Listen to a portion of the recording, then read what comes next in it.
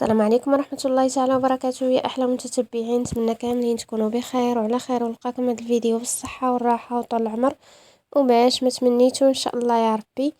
واليوم جيت نحضر معكم هاد الحريشات في الفرن اللي كيجيو غزالين غزالين كيحمقوا.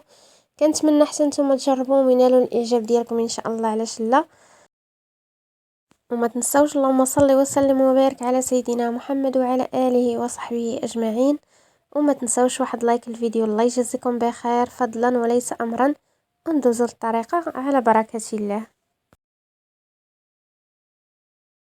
بسم الله على بركه الله. عندي حبه ديال البيض، قريصه ديال الملحه، وقشور برتقاله، وهنايا عندي ساشي ديال زهره البرتقال،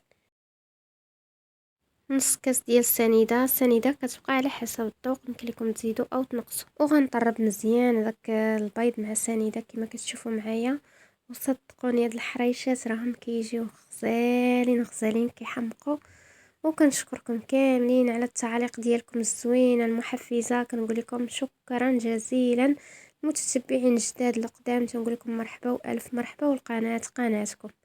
صافي هنايا كما كتشوفوا معايا بعد ما طربت هاد البيضه مع السنيده، غنضيف نص كاس ديال الزيت.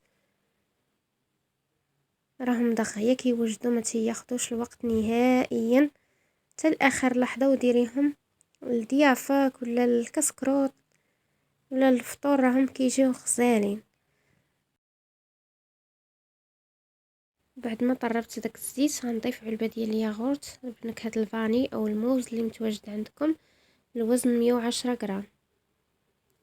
وراه كيعطيها واحد اللذه يا سلام. صافي غنمزج هذاك العلبه ديال الياغورت كما شفتوا معايا، وراني هي ما نشكر لكم فيهم حتى تجربوهم ان شاء الله، علاش لا. وهنا غنضيف كاس ديال عصير البرتقال، بما ان راه زعما الوقيته ديالو هذه، علاش لا ما نستغلوه.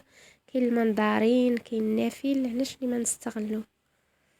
راه كيجيو غزالين منسمين بديك الساشي ديال زهره البرتقال والليمون، كيجيو رائعين. هنا عندي كاس غير مملوء من الكوك، تكون نوعيه جيده، كاس مع مرش ديال الكوك، يكون ميدم، تحكي بين يديك كيعطيك واحد الزيت، ماشي بحال داك الاخر اللي تيكون غليظ وناشف. فهمتوا واش غنقول لكم؟ راه كاين واحد الكوك اللي تيكون ناشف، ما فيه لا زيت لا حتى شي حاجه، حتى الريحه ما كتكونش فيه. صافي غنمزج كما كتشوفوا معايا، وغنبدا نضيف السميده على دفعات. هنا ضفت الكاس الاول، راه غادي ينجحوا معاك من اول مره، غير جربوهم. بالنسبه للمبتدئات ما تخافوش منهم نهائيا، راه ما كنحط لكم شي وصفه، والا راني كنكون انا كنديرها في داري، كنديرها لولادي لضيافي ولا غدا لشي بلاصه. كما شفتوا معايا راه ضفت الكاس الثاني وهذا الكاس الثالث. صافي وغنمزجوه مزيان كما كتشوفوا معايا. وغادا نحيد هاد الطراب اليدوي وندير يدي، نتوما بغيتو ديروا يديكم، بغيتو ديروا الطراب كيبقى لكم الاختيار. صافي هنا غادا نستعمل يدي، غنضيف الكاس الرابع 4 الكيسان ديال السميده رقيقه اللي هزت ليا، وجوج خمارات من وزن 8 غرام، المجموع 16 غرام. صافي غندير جوج خمارات وغنبدا نخلط فيها بالاصابع ديالي كما كتشوفوا معايا. راه ما غندلكها ما حتى شي حاجه، كنجمعها غير بصبعاني بحال ما هكا. كنتمنى الصوره تكون واضحه ليكم. شفتوا راه كنجمع غير بيديا وكتكون مرخوفه، ما تخافوش منها نهائيا.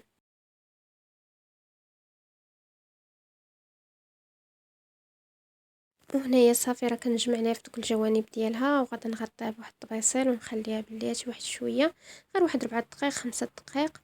صافي وغنبدا نشكل فيها. هنايا بعد ما خليت هذيك 4 دقائق ولا 5 دقائق، جبت السميده الغليظه، شويه ديال السميده الغليظه اللي كنديروا في الكسكسو، شويه ديال الكوك، وصاشي ديال الفاني اختياريه. الا عندكم زهره البرتقال يمكن لكم ديروها، او تستغناو عليه ديروا غير الكوك والسميده، كيبقى لكم الاختيار، ولا ديروا غير السميده بوحديتها. هنا جبت الطاوه اللي فرشتها بورق الطهي، يمكن لكم دهنوها غير بالزيت ولا تخليوها بحال هكاك، راه ما تيلصقوش الصراحه. غنبدا نشكل كويرات بهذا الحجم، يمكن لكم نتوما ديروهم كبار ولا صغار، نتوما تحكموا في الحجم ديالهم. كاين اللي كيبغيهم كبارين، كاين اللي تيبغيهم متوسطين، ولا اللي بغيتو. المهم انا كنحاول نشكل كويرات و... وشعلت الفران باش يسخن. ضروري ما ندخلوا بحال شكل غريبه، ضروري ما ندخلوا هاد الحريشات للفران يكون سخون والبوطه تكون منقوص عليها.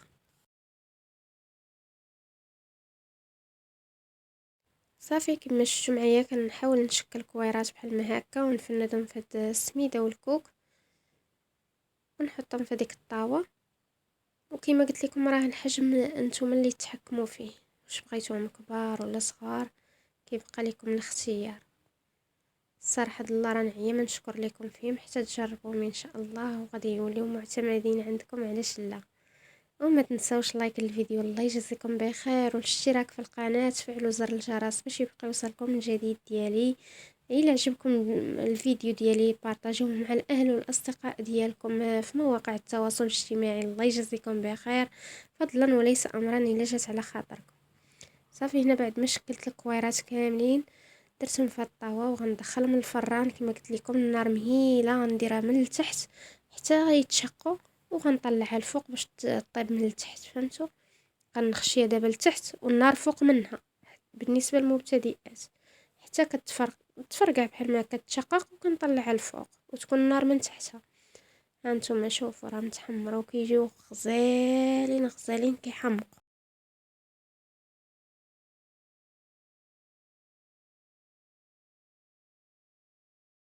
شوفوا كيفاش كيبانوا، راه يا سلام، كنتمنى يعجبوكم ان شاء الله، علاش لا.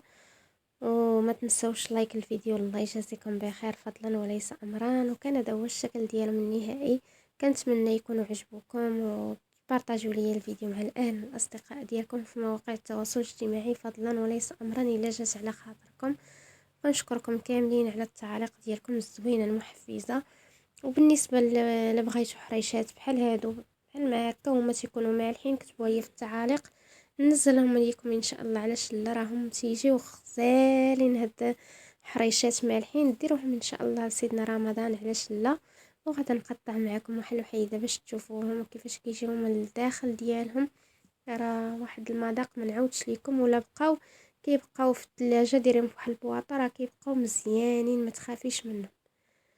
وفي الصراحه ما سخيتش بكم، وصلنا لاخر الفيديو، تنقول لكم بسلام عليكم الى فيديو اخر ان شاء الله. السلام عليكم.